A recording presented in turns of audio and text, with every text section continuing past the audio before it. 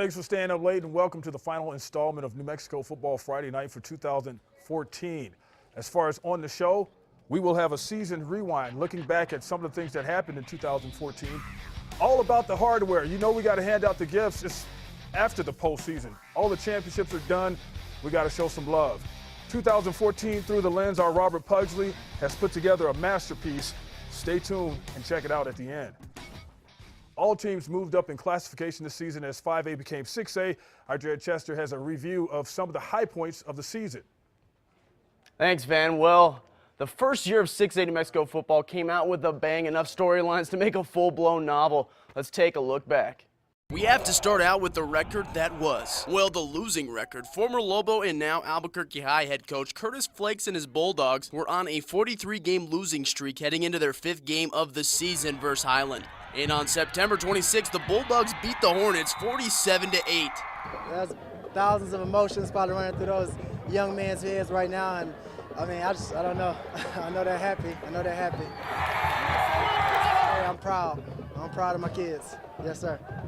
Yep, this coach has beat all the odds. He battled cancer, became nationally recognized, and turned around a football program that ended the year at 4-6. Of course, we couldn't leave out the gem of a season that Rio Rancho had. They took the first 6A state title in both New Mexico history and Rio Rancho football history. Oh, and they did it in undefeated fashion. They are only the 24th team to do this in New Mexico football since 1950. They did it with the help of one of the top QBs in New Mexico, that being Easton Bruere. But there were two at the top of everyone's list at the QB position, Bruere and Texas-bound Zach Gentry. This 6'7", 240-pound dual-threat QB is definitely one of the best athletes to come out of a New Mexico program. He was crowned the 2014 New Mexico Gatorade Player of the Year and did some amazing things on the field. The other guy, Bruere, led his team to state and even beat Gentry and the Eagles in the semifinals. But this kid just put up some ridiculous numbers. 4,567 total passing yards, 49 touchdowns, and with only 6 interceptions. Are you kidding me? What a year it was. Bruere, Gentry, Flakes were just a few mentionables in this season of New Mexico football. Van, back to you. All right, without a doubt, it's time to start handing out the hardware for hard work, and we start with Player of the Year in 6A football. A lot are worthy, but 2 players rose above the others during the season, just like Jared just told you. Both play the position of quarterback. Texas-bound quarterback Zach Gentry added to his body of work by leading his team to the semifinals of football. It was there that the Eagles ran into a hot Rio Rancho team, and Easton Bruere. Bruere threw for over 4,000 yards and 43 touchdowns while leading his team to the state championship trophy.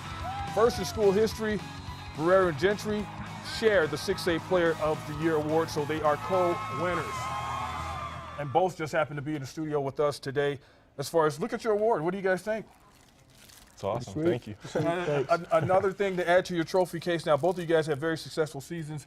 Did you all follow each other? I mean, were you like watching this game, then you watched his, or?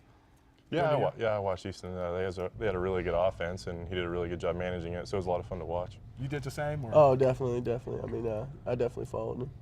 Okay, as far as high school football in New Mexico, 6A, did you guys enjoy the run through there and what you were able to do with your respective teams? Yeah, no doubt. I think we had a pretty big year, and I was satisfied with what we were able to do. We obviously weren't able to get to our main goal, but I think I had a lot of fun doing it. Yeah, absolutely. I think we played well pretty much all year, but you know, there were some games there at the end that were super exciting, and it was fun. Now it's time to, you guys are big boys now. No more mommy's house. You got to get out, go to college, and I know you're headed to Texas, and you're probably getting tweets from people saying, like, we need you now because they struggle. So did any of that happen? So yeah, some of the Texas fans are kind of all on me and on Twitter and everything like that, which is pretty exciting for me. I'm excited to get out there, and hopefully I can contribute right away.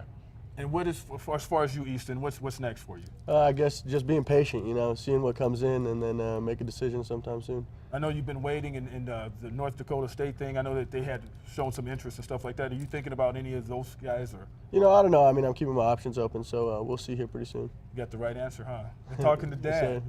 You guys excited about what's the future holds for you as far as playing football? Or? Yeah, no doubt. It'll be different in a completely different state, and I won't have anybody around that I'm used to having around, new staff and everything. So I'm excited for it. And have they told you, as far as just playing quarterback, how do they want to work you in like right away, or what does that seem like? Yeah, I think they're looking to work me in right away. I'm obviously going to have to earn everything on the practice field, but they're going to work me in right away in practice, and we'll see what I can do. You'll probably head up early? Yeah. Or no, I'm gonna finish out the year in May. Okay. All right, guys, thanks for joining us. Congratulations to both of you guys for joining us as far as being the 6A Co-Players of the Year. And, you know, we got a lot more stuff to hand out, so it is time for us, without further ado, to hand out our 6A Coach of the Year award. Curtis Flakes broke through in his first season at Albuquerque High. As a matter of fact, the Bulldogs put the memory of a 43 losing streak behind them on their way to 4 victories. School pride in a spot in Sports Illustrated. They buried a plaque to signify the 43 losses, and then they got their first win of the season against the Highland Hornets. That made for a real big night. David Howes, Rio Rancho coach. Not only did he win a championship, but they did it in breakthrough fashion, bringing a championship trophy to Rio Rancho, the second in the city, but the first for that school. And they did it with the perfect record. You hear me? The City of Vision, his second state title, once again, first at Rio Rancho. And both coaches are here to join us and talk more about this. Now, you guys sharing the award, Coaches of the Year in 6A football, reaction. We'll start with you since you're closer to me, and then go ahead, Coach Howes, after that. Yeah, definitely exciting to share the stage with such a great coach. I know I've been following Coach Howes' career, and they did some exciting things this year, and just overall the transformation he had with the program. So I'm excited to share the stage with him. It's same with me. It's an honor to be with Coach Flakes. The things that he's done at Albuquerque High and the professionalism that he's shown. We go way back. We're good buddies from back in the day, and I just enjoy watching his success and his team. And these awards go out to our players and our coaching staff and our and everybody that has a piece in this. Obviously, our families. But it's an honor. Now, Coach Howes, you're still feeling the effect of that last game. How you? I said it on the air that you sound like the Godfather after that game. It'll make you a deal. You know? It could have been a contender. I'm a little hoarse, but people are having a good time making fun of me the last couple of days. But it's slowly getting better. What do you have coming back, and are you guys going to be able to continue to do this? I mean, is this something, the start of something probably that is going to be solidified like a powerhouse? Well, I hope so. I mean, we have a high win percentage, and we've won year in and year out, and we've been in the playoffs 11 straight years. So we like to think that we've built a winning program there. And this next year we're going to replace some guys, and we got some great kids coming up with an undefeated JV team coming up, and so we've got some guys we can plug in there. But we've got 7 returners coming back. And Coach, I had you on during one of our postseason shows, and I was asking you about what you had coming back. But since that time, are you finding that there's even more interest, guys coming out to play football? Yeah, definitely more interest coming out. Kids are talking about it in the hallways. They're excited about it. We were pretty young this year, so we'll return quite a few starters, and we're just excited to see what those young kids do next year. Plus, you're out there stalking them, right? Yeah. I saw you at basketball practice. I was like, Coach is here to get them a tight end or something. Oh, yeah. We're at basketball practice. We're going to swim meets and everything, trying to put our face You've out been there. at all of them, huh? Yes, sir. Are you doing the same thing? I comb the hallways too. I haven't been to a swim meet yet, trying to find them, but I can understand. I'm about to go to some swim meets and find anybody I can. Absolutely. Yeah, might watch some club soccer, get a kicker. Whatever it takes. Whatever it takes to get it done. All right, Curtis Flakes, Dave Howes, our co-winners of the Coaches of the Year as far as Class 6A.